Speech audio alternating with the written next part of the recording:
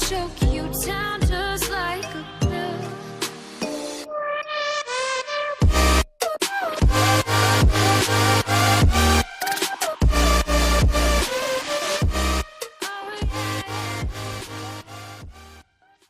Hey guys and welcome to age of Khonshu यानी कि खोसलू। Mark Spectre का दूसरा नाम मून नाइट है। उसे इजिप्शियन गॉड ऑफ मून खोंसू से पावर्स मिलती हैं जो कि जादुई पावर्स हैं। आज तक मून नाइट अपनी पावर्स का यूज इंसानियत को बचाने के लिए किया करता। वो कई बार अवेंजर्स की टीम में भी रह चुका है, लेकिन खोंसू के सच्चे इरादे अभी तक सबसे छुपे हुए थे और मून नाइट का यूज करके खोंसू अपने इरादों को पूरा करेगा। मार्क स्पेक्टर हत्यारा, बदमाश और पागल, वो एक स्टैचू के पैरों के पास मर गया था, मेरे स्टैचू के पास। खोंसू द मून गॉड, उसने अपनी लाइफ के लिए भीख मांगी, मैंने उसे बख्श दिया। बदले में उसे मेरी पावर्स मिली। वो अर्थ के ऊपर मेरा चैंपियन बना, वो एक हीरो बना। मेरी पावर्स का यूज क्राइम से लड़ने के लिए किया ताकि उसे मुक्ति मिल सके, लेकिन उसका दिमाग अब उसका नहीं था। वो सिर्फ क्रिमिनल्स के साथ नहीं लड़ता, वो अपने दिमाग की आवाज़ों के साथ भी लड़ता है। उसे मल्टीपल पर्सनैलिटी डिसऑर्डर है, लेकिन टाइम के साथ साथ वो अपने अंदर की इन आवाज़ों के साथ आसानी से रह पा रहा है, जिसमें मेरी भी आवाज़ है। और अब हम दोनों मिलकर हैं मून नाइट।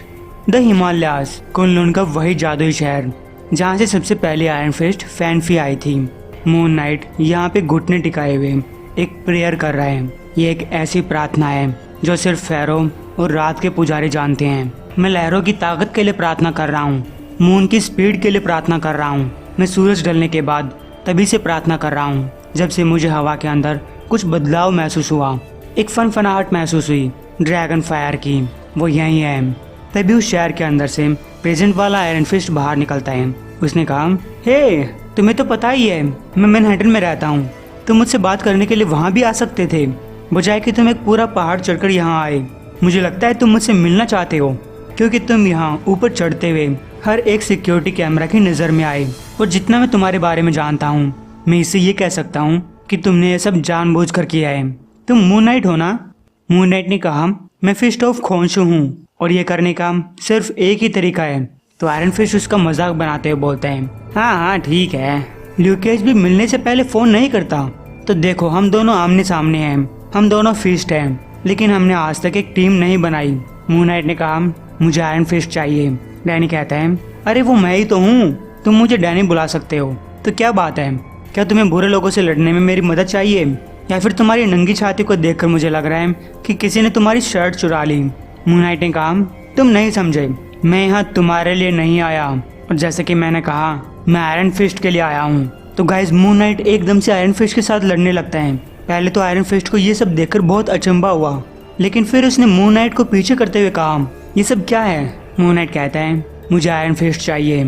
तो डैनी उसकी गर्दन पकड़ लेता है। उसने कहा, ठीक है तुम्हें आयरन फिस्ट ही मिलेगा। लेकिन फिर आयरन फिस्ट को भी एक जोर की पड़ी। अब तक आयरन फिस्ट बहुत कुछ सहन कर चुका था। वो मून नाइट को पीटने लगा और कहा, देखो मैंने तुम्हारे बारे में किताब पढ़ रखी है, मैं जानता हूँ कि तुम पहले पागल रह चुके हो। अगर तुम किसी मल्टीपल पर्सनैलिटी डिसऑर्डर की वजह से ये सब कर रहे हो तो मैं तुम्हारी मदद कर सकता हूँ। मैं तुम्हारा दुश्मन नहीं हूँ, मैं हम दोनों के दोस्त को बुलाकर ये मामला सुलझा सकता हूँ। तभी आयरन फिस्ट ने ऊपर देखा, मून बहुत जोरों से चमक रहा था। तभी मून नाइट ने उसे फिर से पंच किया और कहा, वो कहेंगे कि मैंने ये सब इसलिए किया क्योंकि मैं पागल था, वो मेरे बारे में यही सोचते हैं, लेकिन मैं तुम्हें बताना चाहूँगा कि मैं पागल नहीं हूँ। गाइस अब तक आयरन फिस्ट भी अपनी पावर्स का यूज़ करने लगता है, लेकिन मून नाइट उसे एक ही सेकंड में इतने घूंसे मारता है कि आयरन फिस्ट काफ़ी थक चुका है। आयरन फिस्ट ने कहा, रुक जाओ, मुझे तुम्हें मारने में मजबूर मत करो। तो मून नाइट अपने गले में से एक क्रॉस निकालते हुए कहता है, आज जो ट्रांसफॉर्मेशन यहाँ पे शुरू होगी ये मेरे द्वारा की गई सबसे समझदार चीज़ होने वाली है। तब उस क्रॉस का यूज़ करके मून नाइट ने आयरन फिस्ट की पावर्स छीन ली। Greenwich Village, sanctum sanctorum. Doctor Strange के ऊपर अचानक से मम्मीज का हमला होता है। डॉक्टर स्ट्रेंज ने कहा, मैं जानता हूँ कि अनडेड लोगों के साथ लड़ना इतना आसान नहीं है, लेकिन डॉक्टर स्ट्रेंज के ऊपर उसी के घर में हमला करना, ये तो एक बेवकूफ़ी कर सकता है, फिर चाहे वो हाल ही में पैदा हुई मम्मी से क्यों ना हो। इसीलिए आई ऑफ अगामोटो और पावर ऑफ विशांति का यूज़ करके तुम्हें तबाह किया जाएगा। तभी डॉक्टर स्ट्रेंज को किसी की आवाज़ सुनाई दी। उसने कहा, ये पहले ही मर चुके हैं, ये पहले ही तबाह हो चुके हैं, और मुझे डर है कि इसके बाद तुम तबाह होने वाले हो। डॉक्टर स्ट्रेंज ने कहा, मैं इस आवाज़ को पहचानता हूँ। मुझे नहीं लगा था स्पेक्टर कि तुम यहाँ आओगे और इन मून विजार्ड्स को अपने साथ लेकर आओगे। क्या वो मून गॉड तुम्हारे ऊपर फिर से हावी हो चुका है? क्या उसके इन्फ्लुएंस में तुम फिर से पागल हो चुके हो? तभी डॉक्टर स्ट्रेंज के माथे पे एक जोरदार क्रॉस पंच और बूम, डॉक्टर स्ट्रेंज नीचे गिर चुका था। मून नाइट उन ममीज के अंदर से बाहर निकला और उसने कहा, तुम सॉर्सर सुप्रीम हो डॉक्टर, या फिर बस कुछ ही मिनटों के होने वाले हो, ये तुम्हारे ऊपर डिपेंड करता है। डॉक्टर स्ट्रेंज उस पंच की ताकत को जान चुका था। मून नाइट ने उसके ऊपर आयरन फिस्ट की पावर से हमला किया। ये जानकर डॉक्टर स्ट्रेंज बोला, ओ मार्क, ये तुमने क्या कर दिया? मून नाइट ने कहा, जो करना चाहिए था। तब वो सारे मून विजार्ड्स मिलकर डॉक्टर स्ट्रेंज के ऊपर हमला करते हैं ताकि डॉक्टर स्ट्रेंज कोई स्पेल कास्ट ना कर सके। फिर मून नाइट एक दूसरे क्रॉस के अंदर डॉक्टर स्ट्रेंज की पावर्स को छीनते हुए कहते हैं, आज करोड़ों सालों में सबसे तेज चमकने वाला सुपर मून है, और अगर तुम्हें यह बात समझ आती है तो इसका मतलब है कि आज की रात तुम मुझसे कभी नहीं जीत पाते। हिल रॉक हाइट्स, रॉबी रेस यानी कि घोस्ट राइडर का घर। रॉबी अपने कमरे से बाहर निकलता है। वो पसीने में नहा रहा था। उसने कहा, मुझे बहुत बुरा लग रहा है। गेब ने पूछा, क्या हुआ भैया? तो रॉबी ने कहा, मैं अभी जागा, ऐसे लगा कि मेरे पेट में किसी ने आग लगा दी हो। मैं बस थोड़ी सी हवा खाने के लिए बाहर जा रहा हूँ। रॉबी को लग रहा है कि उसके अंदर से एनर्जी अचानक खत्म हो चुकी है और उसे अपनी बॉडी को संभाल पाना मुश्किल हो रहा है। लेकिन जैसे ही वो गेट खोलकर बाहर देखता है तो उसकी कार वहाँ नहीं थी। गेब ने कहा, लेकिन पिछली बार तो कार यहीं थी, कि किसी ने कार चुरा ली? लेकिन रॉबी सोचता है कि ये कैसे हो सकता है? आखिर हेल्थ चार्जर को कौन चुरा कर ले जा सकता है? और गाइस, ये मून नाइट था जिसने रॉबी से उसकी पावर्स छीन ली थी। और अगर आप लोगों ने अब तक ध्यान दिया होगा कि मून नाइट सिर्फ जादुई पावर्स छीन रहा है, और इसके बाद मून नाइट मून विजार्ड्स के साथ अपनी ममीज की सेना लेकर वकांडा पहुंचता है। ब्लैक पैंथर इस टाइम कैप्टन से बातें कर रहा था क्योंकि एवेंजर्स को इस खतरे का अंदेशा नहीं था। ब्लैक पैंथर ने भी इनके अंदर आने के ऊपर ध्यान नहीं दिया क्योंकि उसे नहीं लगा था कि खोंसू के फॉलोअर्स इतनी बड़ी संख्या में होंगे। वो बाहर निकला और मून नाइट की तरफ जाते हुए कैप्टन से कहा, लेकिन मैंने आयरन फिस्ट, डॉक्टर स्ट्रेंज और घोस्ट राइडर के बारे में सुन रखा था और मुझे लग रहा है कि ये किस चीज़ के पीछे हैं। मेरी बात सुनो कैप्टन, उस स्टार ब्रांड बच्चे को कुछ भी करके प्रोटेक्ट करो। एवेंजर्स माउंटेन के सारे डिफेंसेस का यूज़ करो, लेकिन इतना जान लो कि उससे भी काम नहीं चलेगा।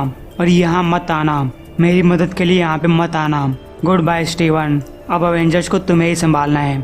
मून नाइट कहता है, ब्लैक पैंथर, हम कोई वॉर नहीं चाहते, सिर्फ हम दोनों मिलकर ये मामला सुलझा सकते हैं। ब्लैक पैंथर ने कहा, और एक बार तुम हार जाओगे तो मुझे लगता है कि तुम्हारी ये आर्मी चुपचाप वहीं चली जाएगी जहाँ से ये आई है। मून नाइट कहता है, मैं नहीं हारूंगा। ब्लैक पैंथर ने कहा, ठीक है, मैंने मान लिया, मैं सरेंडर करता हूँ, वकांडा को छोड़ दो और मैं तुम्हारे साथ शांति से चला आऊँगा। मून नाइट ने कहा, नहीं, मुझे नहीं लगता कि इतनी शांति होगी, मुझे इसके लिए माफ़ कर देना। तभी मून नाइट ब्लैक पैंथर की पावर्स छीनने की कोशिश करता है। वो अपने क्रॉस का यूज़ करता है, लेकिन ये सब काम नहीं कर रहा। ब्लैक पैंथर पूछता है, अबे सॉरी किस लिए मांग रहा है? मेरा टाइम वेस्ट करने के लिए?